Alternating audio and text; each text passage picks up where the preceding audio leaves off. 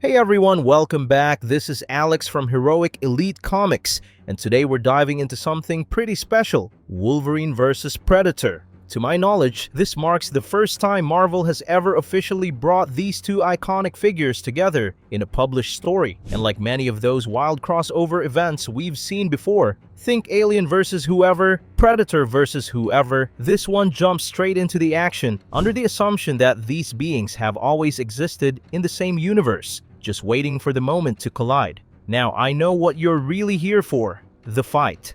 But let's lay out a little context first, because there are some cool developments even before the claws and blades start flying.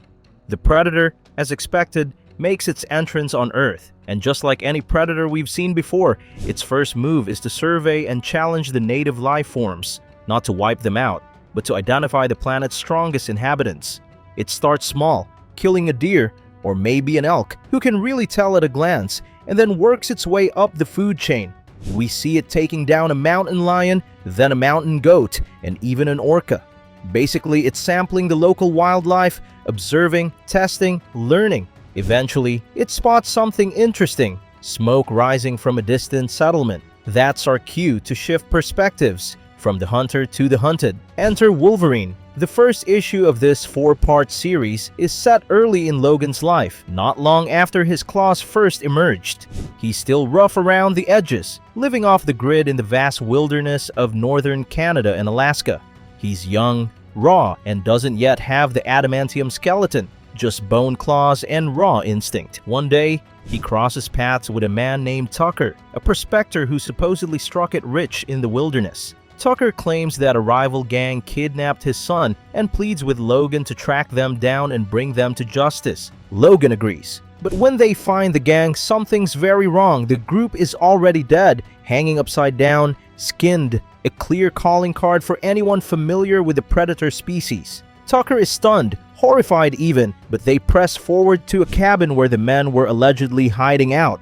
Meanwhile, the predator, perched somewhere unseen, watches Logan with growing interest. Even in these early days, Logan's ferocity is undeniable. He hasn't quite developed his trademark berserker rage yet, but he's definitely on the path.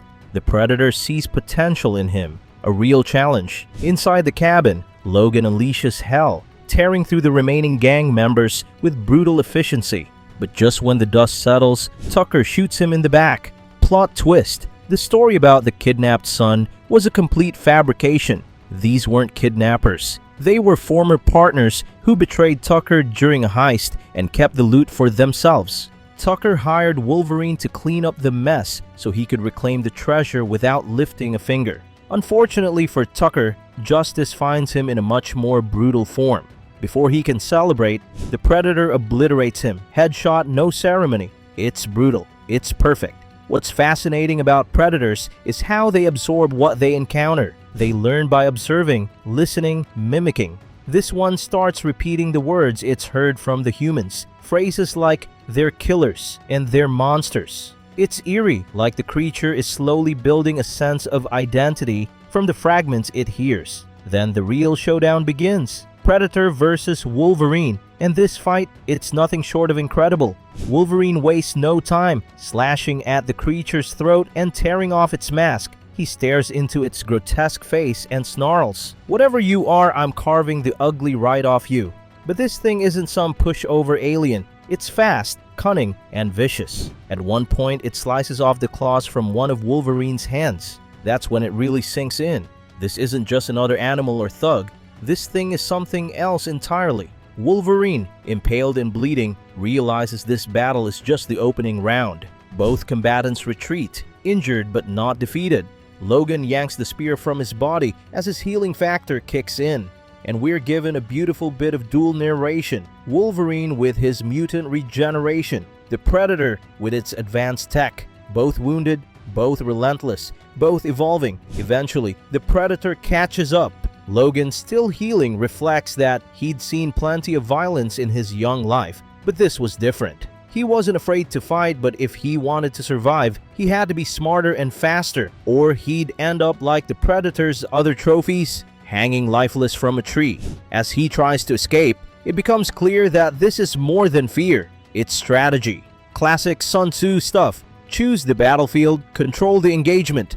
Even when the predator's smart disc slashes into his leg, Wolverine manages to flee, limping back to his cave. But the predator isn't far behind, waiting to cut off his retreat. And that's when one of the best moments of the issue hits. A bear, yes, an actual bear, charges out of the cave and tackles the predator. Turns out, during his time in the wilderness, Logan bonded with animals more than people. He hated humans, especially back then.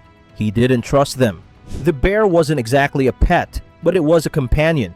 And for a moment, Logan lets himself believe the bear might actually finish the fight. But this is another misstep. He underestimates what he's facing. The predator isn't just strong, it's built like a tank. While Logan pulls the smart disc from his leg and limps away, he watches his animal ally struggle. And with that, he knows the game has only just begun. The issue closes with Logan's internal monologue. He thought it was over, but there's always another threat, always another enemy. The pain might fade thanks to his healing powers, but what he didn't realize, not until years later, was that this encounter marked the beginning of the longest and deadliest hunt of both their lives. We jump ahead in time to the jungles of South America. Here, we're introduced to Professor Thornton and Team X. For those who aren't familiar, this is a key chapter in Wolverine's backstory. Before he became Weapon X, before the adamantium was fused to his skeleton, Logan was part of a covert strike force that worked with the CIA. These weren't just soldiers, they were killers trained for the worst missions imaginable. Toppling governments, eliminating warlords, assassinating targets with ruthless precision.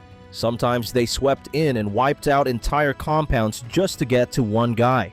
This group would later be tied into the Weapon Plus program, the larger initiative behind Weapon X. Not everyone here made it into that experiment, but it's the same pedigree of lethal efficiency.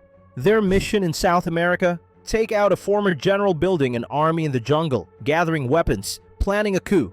Team X moves in just before dawn, silent and surgical. But when they reach the compound, it's not what they expected. Everyone's already dead, skin strung up, just like back in Canada.